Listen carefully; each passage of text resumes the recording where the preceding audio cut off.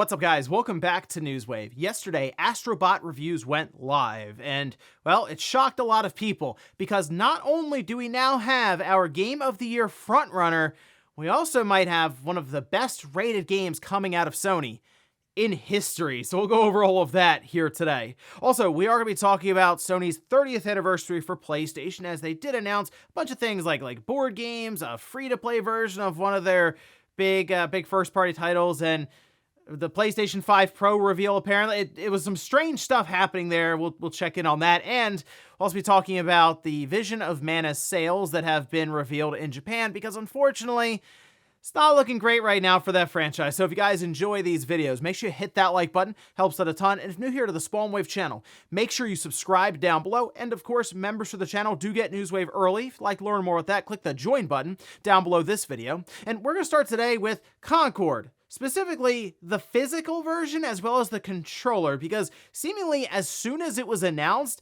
that this game was getting pulled off of store shelves and online sales would stop, all of a sudden people were looking for the game, which in that essence, it's like, okay, I want to get this thing that could end up being a collector's item down the road because, well, the word is it sold 25,000 copies at most, and we know how the physical to digital split is. There's really not many physical copies that are technically out there, which means, of course, supply versus demand.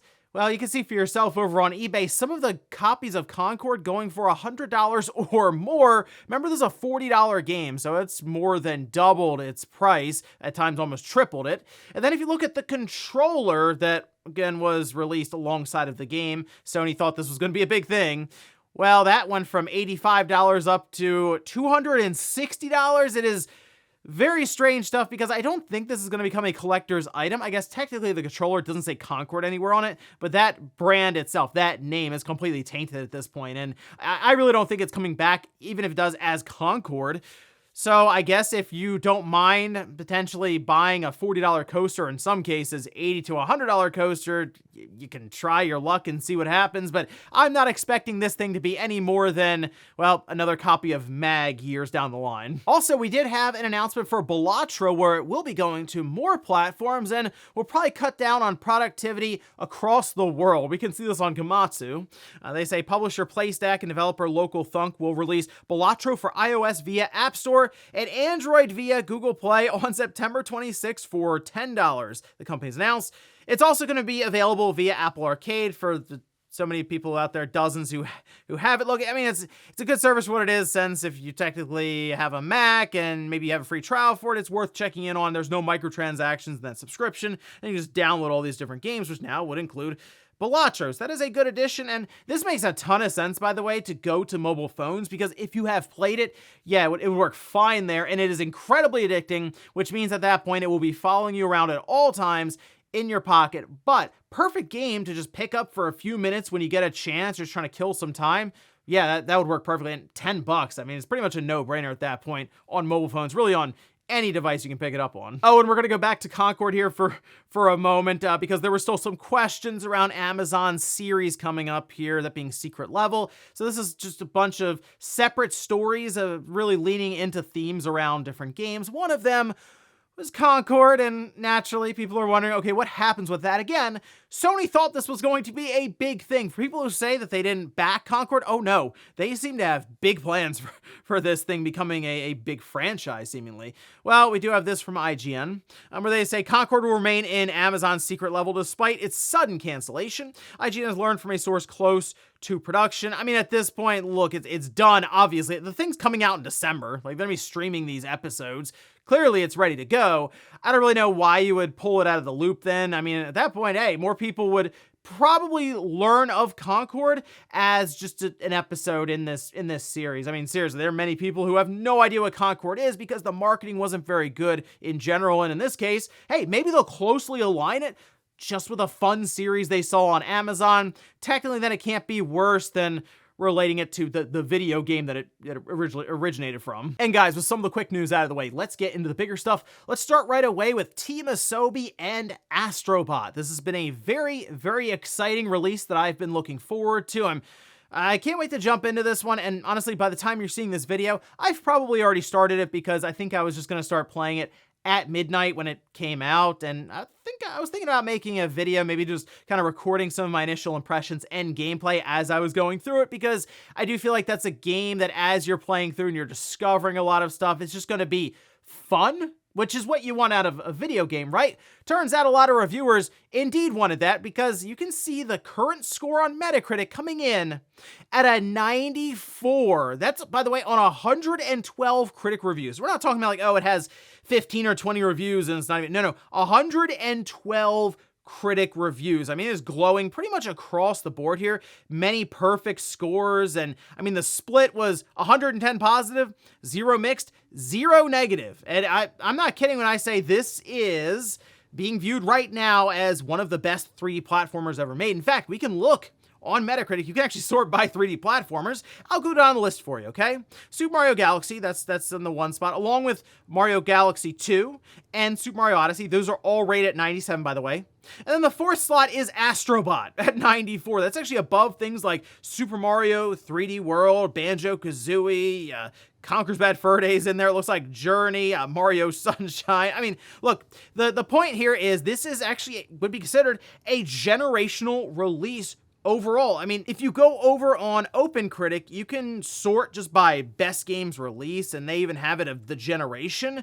And then you start to scroll down. I mean, you see Astro Bot is above God of War. It's actually a 95 on OpenCritic, by the way, above that game. So that's impressive stuff, just all the way around for this game that, I mean, look, it's from Team Asobi. We know what happened with Japan Studios. Sony pretty much shut them down, and then remnants of it worked to form Team Asobi, and then they, of course, were hiring on, and they have grown in size, and we've seen them do some really cool things. With most recently, we had Astro's Playroom, which was awesome, but it did need to be, I think, a bigger game to really reach that point of, okay, this is going to break into the mainstream as not quite a full price game, because it's 60 versus 70, although people still look at that, I'm sure, as the full price, because it technically is on platforms like, say, the Switch.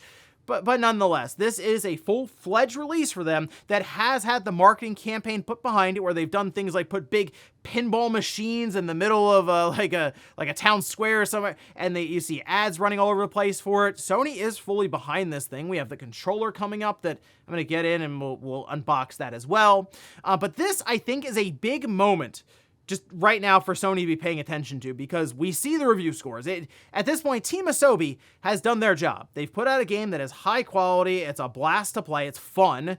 Now the question becomes, will the market respond favorably to this, okay? Because this is in very much contrasting against everything else that Sony has done recently, where we get the more mature rated sort of games, right, that are dark and brooding and deals with more mature themes, very narrative driven. In Astro Bot, I mean, you start playing the game immediately, and yes, there is very little story technically compared to some of the other stuff, but it plays like you would expect a video game to play. That's Mark Cerny himself said, hey, wow, this is a video game.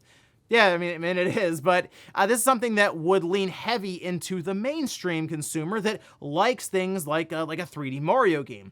So I'm hoping that this game catches on, sells millions and millions of copies, and maybe makes Sony do a double take the next time they go to greenlight some of these projects, which, yes, I know Concord is one that is really being discussed now, but there are others that you can look around and be like, hey, could some of that money be allotted to maybe something that's a bit different than the third-person, narrative-driven, over-the-shoulder experience like what we're seeing here with Astro Bot? Especially since now, Astro Bot would technically be the front runner for Game of the Year. It's the highest rated game. It's now a couple of points above Final Fantasy VII Rebirth, and it is very difficult, one, to break into the 90s, as we've seen pretty much all year, but two, to get like 94 plus. I mean, that is like rare territory. So it's impressive stuff. It's gonna be very interesting at the end of the year if we do indeed have Astro Bot there and it wins Game of the Year. Not a very common thing to see, so it kind of makes things very, very intriguing as we get towards the end of the year. But for now,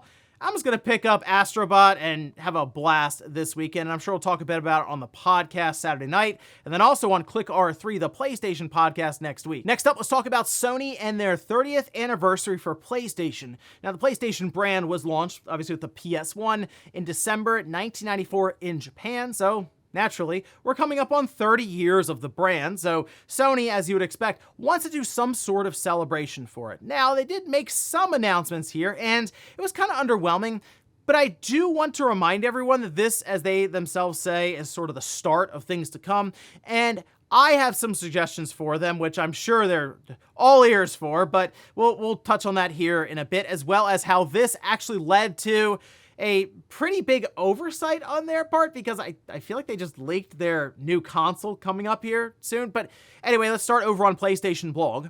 This that you can see at the top, celebrating 30 years of PlayStation. So to start, they do have something called My First GT. Apparently this is just like a free version of Gran Turismo 7. It's going to include some of the favorite cars, tracks, race events, and the idea here is to evoke the nostalgia and excitement of the first GT experience, just a way to kind of get people into the game, right? They again call it a free trial version, so I'm sure it will be fairly limited, but just a way to get your foot in the door and try it out. Now, they also have digital game soundtracks. That's in collaboration with Sony Movies. So each month from October through January, they'll release for the first time on Spotify a set of digital soundtracks from fan favorite PlayStation franchises. They list some of them here, like the God of War titles. They have Twisted Metal, Starhawk, Unit 13, which is okay, sure, why not? They also have an interesting, we'll say, a playlist that they set up over on Spotify. People check that out. And they also announced Shapes of Play. This is a collection of products that are crafted by the team behind the designs of PlayStation consoles, giving you opportunities to create fun memories with their iconic shapes. So they have Shapes of Play that looks like, I guess, like stress balls or something. And they have Shapes of Play Create, which are magnetic blocks, and you can make stuff out of them. Obviously, PlayStation-themed colors, I guess, there. And then they have Shapes of Play Battle. It's a board game. So, technically, yes, they've announced, especially recently, more board games than first-party games. But, I mean, hey, there you go. Shapes of Play. Look, they should have something coming up here pretty soon. There's word that a State of Play is coming up, so sit tight a bit, not too much longer. And they also have free online multiplayer weekend and esports tournaments and such coming up here. Now, they do close out saying, as we celebrate 30 years of play, these upcoming activities and releases are just a taste of what's to come. Be on the lookout for more announcements in the near future. So to me, the obvious thing here is to have a controller that's themed after the original PlayStation color scheme, like a DualSense controller, and probably something with the plates on the side of the PS5 system. Like, you could do a gray color scheme with maybe some PS1 stuff in there. I think that would be really cool. They can also play around with PlayStation Stars, but even that's kind of sketchy right now, or maybe just other pieces of merchandise to go alongside of what should be a really big celebration for them. I mean, 30 years, start really from the start right up until now. That is a big thing for them. So I'm hoping they have other fun ideas and plans set up as they go along. And I mean, think about it. They have really one of the best games that's out during the holiday season for 30 years of PlayStation with Astro Bot, since that has all these different cameos. So it has lined up very nicely here for them. So I'm hoping they're able to cap it off with something really, really cool. Hopefully, again, a controller that I would be interested in picking up. But as they were going through this, they released a graphic for the 30th anniversary that might have shown us the PS5 Pro early, which we can actually take a look at here. Now, Wario64 was tweeting out all the different screenshots for this to go along with that 30th anniversary blog post, and part of that had like the logo up, which you can see here, kind of zoomed out with the 30th anniversary and the PlayStation logo. However, as people were looking around it, because you can see it's like a white background, and then you have shapes of different controllers, accessories, systems, there's a UMD in there, but they're like a lighter shade of gray, so it's kind of hard to see initially. But then people started zooming in, just like, oh, let's see what exactly they have where, and they noticed something. So at first, you can see there is a PlayStation 5, which is pretty obvious from the side view where it has that one line kind of slightly diagonal down there. Okay, yeah, that's the side of a PS5. And then people noticed, oh, wait, there's one here that has multiple lines going across, which, okay, they have 4 lines, and then obviously 3 that are solid, which is exactly the same design that D-Labs had sketched, if you remember. Now, there's also one here that Wario64 posted where people were going through and editing, kind of fill it out, and Yeah, it looks the side view of the PS5 Pro that we're expecting. To go a little further, Insider Gaming did have a write-up and also mentioned that they're expecting, based on sourcing, that the PS5 Pro is coming out in November, which, yeah, we're in September now. You give it a couple of months to hit production and distribution. I mean, at this point, November makes sense. You're not going to put the thing out in December. That is way too late because you do want probably a sellout and then an initial restocking ahead of the holidays. I just thought this was really funny because it seems like miscommunication or just they had their timing slightly off. Maybe they thought no one would notice, although the question here is, would we have noticed actually if that D-Lab sketch didn't come out? I mean, I guess you would look at it and be like, oh, what is that? I don't really know what that, maybe you would have kind of drawn up like the comparison and then kind of put two and two together and said, oh, maybe that's the Pro design. But now we look at it and go, okay, yeah, it's the Pro design because we had the sketch from D-Labs who saw the packaging, like the box that's going to be on store shelves. So yeah, weird stuff here from Sony, but the idea now is based on stuff going around that in the next week or so, they'll announce the PS5 Pro, and then the following week, they'll have a state of play. So the expectation, I think right now, is next week, trailer, press release, any other information, probably pricing as well, right? For the PS5 Pro, just to get that out there. And then the following week, they start talking about a ton of games ahead of Tokyo Game Show that hopefully include some first-party stuff because people are definitely looking right now at, Naughty Dog, Sucker Punch, Sony Santa Monica, Blue Point. Like, okay, guys, what do you have for us? Because we've gone most of the generation just waiting to hear something substantial. So here's hoping they're able to deliver. And in our last bit of news, let's talk about the Famitsu sales charts. In Japan, they track week-to-week sales. And, well, we got our look at Visions of Mana, which, if you remember, the studio was basically shut down or pretty much cut down to a skeleton crew as they worked to close it down on release for the game. So, like, the plans were in place, and I guess the marketing that went into it kind of reflects that because it wasn't like a ton. But now we see some of the numbers here, which we can see posted up over on Install Base Forum. And we can start at the top here. Gundam Breaker 4 coming in at 52,825 copies on the Switch. Then we have Umamasum Pretty Derby Party Dash. That's the 37,939 on the Switch. Gundam Breaker 4 then again on the PS5. And then Visions of Mana on the PS5. 30,696. Emio the Smiling Man in there on the Switch at 25,000 copies, which, again, we've talked about this franchise not exactly being the biggest selling ever. So I think at this point they're pretty happy with even like sales numbers like that, just to see that the franchise is, I guess, trending in the right direction as it has been, again, a while since one came out. I know they've remade them on the Switch, but it's been a bit since a new entry. Then we have Gundam Breaker 4.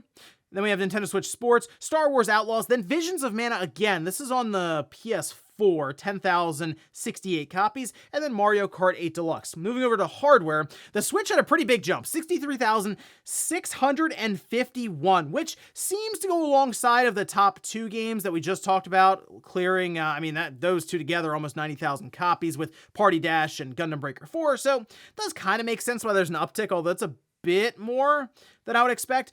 And then you can also see the PS5, 33,865, as people were rushing out to buy them ahead of the price increase that happened at the beginning of this week on the 2nd. Then the Xbox Series even saw a noticeable jump to 778 systems, and the PS4 as well to 91. As for Visions of Mana, when compared, as some were doing on Install Base Forum, pulling up some of the older numbers, there's something like Trials of Mana. It doesn't look good. I mean, okay, so this is a game that should do fairly well in Japan on release. And it's at, 40,700 copies combined PS5, PS4. If you go back to just Trials of Mana on the PS4, that cleared 80,000 units just on Sony's platform at that time. That's not to include the Trials of Mana on the Switch. That was just over 70,000 copies combined there, 150,000 copies plus. Yeah, that doesn't look good. And it's hard to say at this point when it comes to the Mana series. I know it was very popular, obviously, with the Super Nintendo and stuff, Super Famicom, and when it made the return there with Trials of Mana, did very well. Visions of Mana just really hasn't caught on much. I mean, we saw the review scores were very middling, they weren't great, and after that happened, we really just haven't seen anyone talk about it, also because it may just be getting kind of lost in the shuffle right now. There is a lot of stuff coming out, and I mean, I really haven't had a lot of time to play the game much at all at this time, and I was looking forward to it, but there's so much hitting. I spent like an hour on it, and I would like to get back to it, but now I'm thinking about like Astro Bot. We have Zelda coming up, and then you get into October, and there's a ton of other stuff happening, so it's unfortunate stuff here for the Mana series, because I kind of think this is basically it for it, at least for a long, long time, with the studio behind it being shut down and it not really showing a lot of sales potential. I just don't really know what studio or publisher, whoever is jumping up out of their chair to fund another one right now. And before we go to the comment of the day, we'll take a look at the poll that I posted up yesterday, where I ask, now that the reviews are in, are you buying Astro Bot? Look at that. We have 46% say yes. We have a poll where the majority of people are buying the game. Now, I did put, I don't have a PS5 as an option, because I realized there are probably people who say no because they don't have PS5. So I'm learning with these polls, okay? I'm figuring it out. But yeah, 32% don't have PS5. I'm curious if anyone will go out and buy a PS5 or seek one out, even in the used market, we'll say, to play Astro Bot. I'm curious if people consider that a system seller. And then no is just at 22%. So like I said, I'm ready to go. I may have already posted a video of me playing the game with some of my initial impressions by the time you're seeing this video. So I guess keep an eye out for that one. And we'll finish up with the comment of the day, as you're seeing here. This is from Jason, who says, Sony could have made Bloodborne 2 and 3 with the $250 million they blew on Concord. So I've been trying to figure out where a lot of these budget numbers are coming from, because there are some wild ones getting thrown around. At times I wonder if some of the people creating like these budget estimates follow gaming that much. I'm not sure, because we do get a lot of information coming out around this and estimates from different analysts. And like, we even had some of the developers say, oh yeah, 2019, we were working out of an attic. There's a couple of us. So it hasn't been in full scale production for 8 years, okay? Again, conceptual stage, they start pre-production, and then eventually you ramp up production. Based on some of the conversations I've had and some of the information that's getting thrown around, I'd say the current estimated budget for Concord is anywhere from, I'll say, $60 to $100 million, somewhere in there. I would probably lean closer to the $100 million mark. So yes, still a catastrophic failure for what Sony was expecting from it, clearly, with a lot of the effort they were putting in, even outside of just the game. But it's not necessarily on the level of $250 million. But they absolutely could have funded something else completely, provided they were able to put the team together. That's the other part people forget when it comes to making games. It's not just about the money. Can you find people that can actually come together and have the passion to create what you're asking them to? And ladies and gentlemen, that's going to do it here for Newswave. If you enjoyed this video, guys, hit that like button. If not, hit the dislike. Leave comments down below about everything we talked about here today. If you missed yesterday's Newswave, I'll have it up here in a card, and hopefully I'll have posted that Astro Bot footage by now, some of my initial impressions, and I'll be posting that right below it then. Thanks guys for watching, and I'll see you next time.